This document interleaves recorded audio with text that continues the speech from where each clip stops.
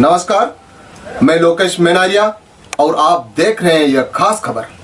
प्रदेश में विधानसभा के चुनाव आगामी कुछ माह बाद होने हैं, यह सर्वविदित है। सभी राजनीतिक दलों ने अपनी अपनी डबली बजानी शुरू कर दी है, चाहे वह सत्ता पक्ष के हो या विपक्ष के।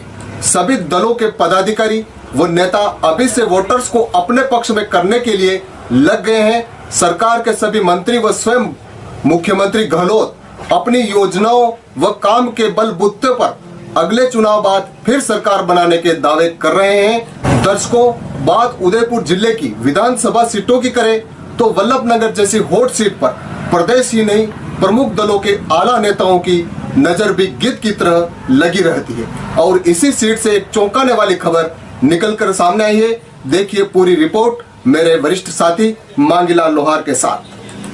नमस्कार, मेरे जूनियर साथी लोकेश मेनारिया की बात को ही आगे बढ़ाता हूँ। कांग्रेस में राज्य सरकार के रिपीट होने के दावों के बीच वल्लभनगर विधानसभा के पूर्व विधायक व जनता सेना सुप्रीमो रणधीर सिंह बिंडर ने शनिवार को एक चौंकाने वाला दावा किया है और कहा है कि राजस्थान के अगले विधानसभा चुनाव के बाद कांग्रेस मात्र 25 से 30 सीटों के बीच सिमट जाएगी और कहा कि राज्य में चलाए जा रहे महंगाई राहत कैंप से लोगों को कोई विशेष राहत नहीं मिल रही है। दरअसल रणधीर सिंह बिंडर शनिवार को उदयपुर में मीडिया से मुखातिब हो रहे थे और जनता सेना की जन संवाद यात्रा के बारे में मीडिया को जानकारी दे रहे थे। इस दौरान बिंडर ने कहा कि अगले चुनाव में राज्य में कांग्रेस की सरकार नहीं बनेगी और कांग्रेस मात्र 25 से 30 सीटों के बीच सिमट जाएगी, यानी हाल वही साल 2013 वाला। आप जानते हैं उस वक्त 200 सीटों में से कांग्रेस को सिर्फ 21 सीटें मिली थी।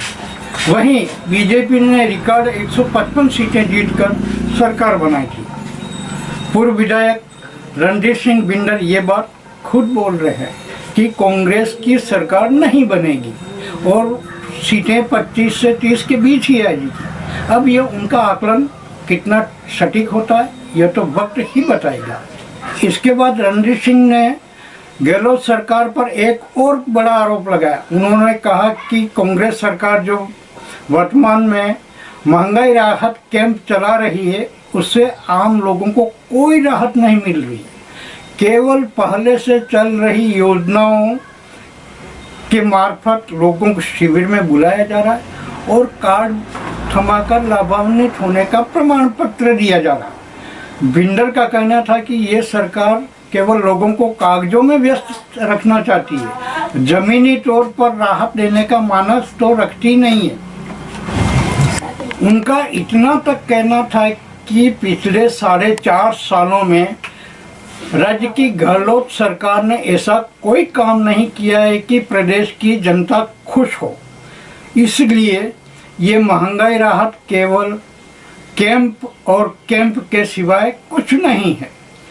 इस दौरान उन्होंने वर्तमान विधायक प्रीति शेखावत पर भी जमकर हमला बोला और कहा कि वल्लभनगर विधानसभा में पिछले 8-10 महीने में सरकार ने जो घोषणाएं की थी उनमें से एक भी धरातल पर खरी नहीं उतरी है, जबकि चुनावों में केवल 6 महीने ही बाकी हैं।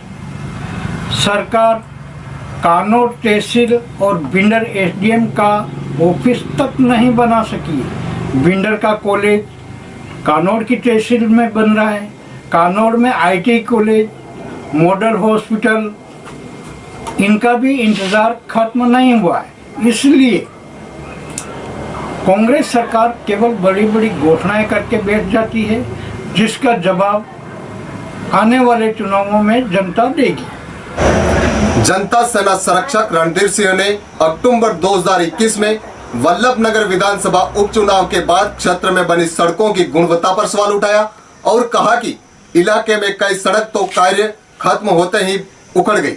इसके लिए उन्होंने बकायदा हाल ही में सालेड़ा के निकट बनी सड़क का भी उदाहरण दिया और कहा कि इसके निर्माण में हुए घोटाले की जांच होनी चाहिए। बिंडर ने मीडिया को बताया कि जनता सेना जनता की समस्याओं को जानने के लिए आगामी 6 जून से पिथलपुरा पंचायत के अरनिया गांव से कूच करेगी। यात्रा करीब 70 दिन तक चलेगी, जिसमें पार्टी कार्यकर्ता विधानसभा के प्रत्येक गांव डाणी में जाकर आम जन से मिलेंगे।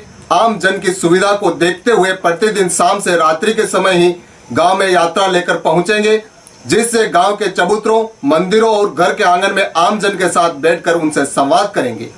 प्रेस वार्ता के दौरान प्रदेश संरक्षक मांगीलाल जोशी, बिंडर पंचायत समिति के प्रधान हरि सिंह सोनीग्रा, प्रदेश महामंत्री पारस नागोरी आदि उपस्थित थे।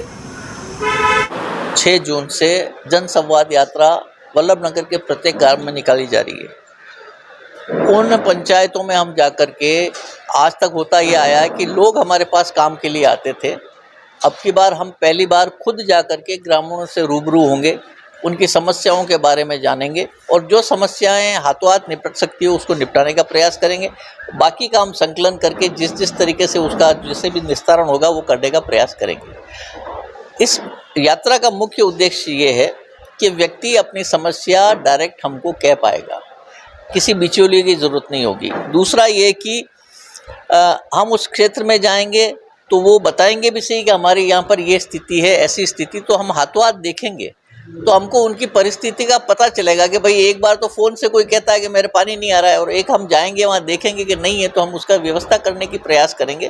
तो हम खुद अपनी आंखों से जाकर के 1 to 1 उनसे मिल करके और अब उनकी समस्या की जानकारी लेंगे। इन समस्याओं को देखते हुए जनसंवाद यात्रा निकालने की देखिए, जन समस्याएं तो बहुत सी है, लेकिन कई बार क्या होता है, हम लोग जब पंचायतों में जाते हैं, लोगों का ये कहना है कि साहब हम ये बात बताते हैं किसी कार्यकर्ताओं को, वो आप तक पहुंचती नहीं, ये बात हमने मांगी ये नहीं। हमारे यहाँ पर देखिए पानी की बहुत समस्या है, हमारे यहाँ पे बुज़ुर्ग बहुत है, उनके पेंशन की बहुत सी समस्या है। इसके अलावा जैसे रोडों की समस्या है, तो रोडें जो बनी हैं वो बहुत ख़राब बनी है और बहुत ज़रूरत है।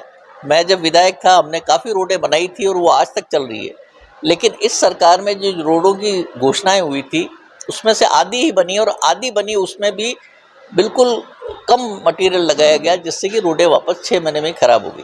तो ये सब बातें हम अपनी आंखों से जाकर देखेंगे, उन लोगों से मिलेंगे। इन्हीं समस्याओं को लेकर राहत कैंप भी शुरू हुआ है सरकार ने। राहत कैंप शुरू हुआ, लेकिन वो तो एक बुलावा सा है। वो बुलाते हैं, सबको बात करते हैं और एक सर्टिफिकेट पकड़ा देते हैं। उस सर्टिफिकेट से क्या किसी की समाधान हो जाएगा? आप देखिए, वो जो जिनको ये 500 रुपये का गैस के सिलेंडर की बात कर रहे हैं वो तो उज्ज्वला वालों को ही दे रहे हैं और उसके लिए इनको किसी को बुलाने की ज़रूरत नहीं। इनके पास पूरा सब कुछ डिटेल है, डेटा सबका पड़ा हुआ है, लेकिन बार बार बुलाकर ये बताना चाहते हैं कि हम तुमको ये दे रहे हैं। तो इसलिए उससे कोई समस्या का समाधान नहीं हो रहा। आज तक हमने कैंप लगवाए थे पहले भी इसके सेटलमेंट के, जो पैमाइश हुई थी वो गलत हो गई, उसके कैंप लगाए एसडीओज़ ने, लेकिन उसको कोई समाधान नहीं हुआ। इसलिए हम चाहते हैं कि एक्चुअल में समस्या का समाधान हो। उसके लिए हम लोग उन समस्याओं को इकट्ठी करके फिर जाके अधिकारियों से मिलेंगे और जो समस्याओं का हाथों हाथ निस्तारण हो सकेगा उसको करवाने का प्रयास करेंगे। चुनावी साल को देखते हुए नहीं, चुनावी साल तो अभी 6 महीने बाद है। हम लोग तो लगातार 5 साल तक जनता के बीच में जाते रहते हैं।